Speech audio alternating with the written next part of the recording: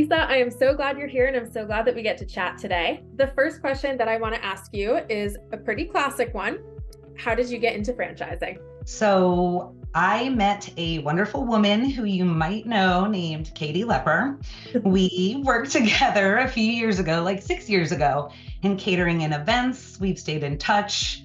She was kind of like when I was looking for a job, come meet Tim. Met Tim for some reason. He took a chance on me and here I am.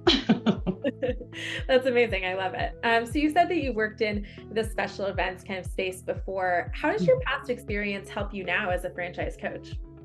Yeah, special events and hospitality, like restaurant management. And that helped me really, be able to speak to people, like literally anybody, strangers. Like we know we're here for, the same reason, and just being able to dive into it, kind of understand people really well. Also, I think all of that helped. Yeah, definitely. Those kind of communication, relationship building skills. Totally.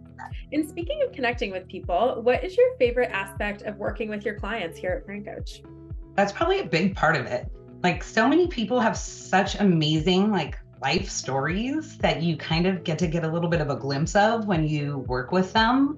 And then in a way you get to be like an extension of that, kind of helping them go to, the next thing or phase in their life. So I think that's my favorite part.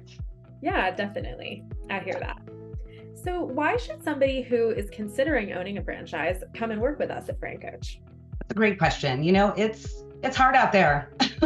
So I think just having someone to kind of be your friend through this, whether it's just like a sounding board for when you're having a moment, or, someone who has experience to be able to navigate you through this world, which is huge and there's a lot to it. And, not all franchises are created equal. So we're kind of here to help vet that out.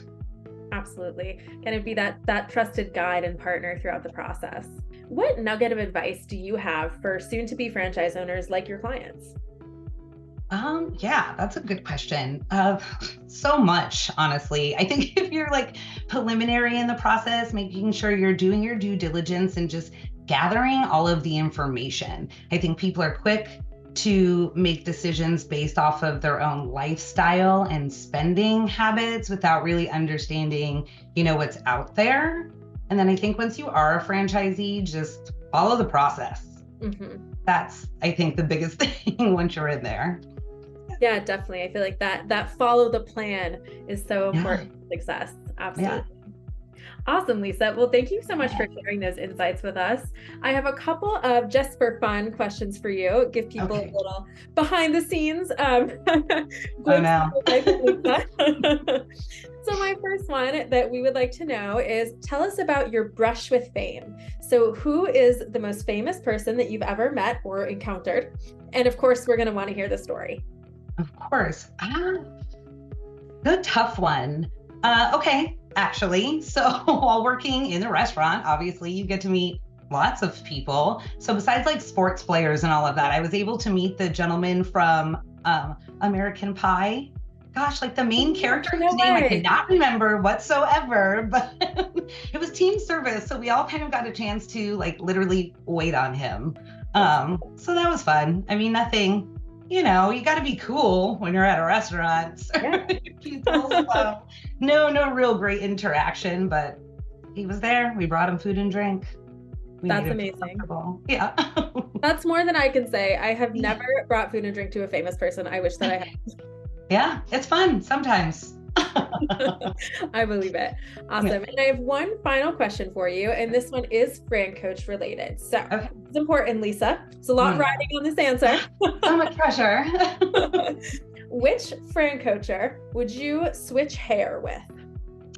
Ooh, that's a tough one and an easy one, I guess. I think I'm gonna go with Krista, probably. Yeah. She had the really long hair. She cut it all off, but I have a feeling it's going to be long in 2 months again. So it's definitely not Tim. So how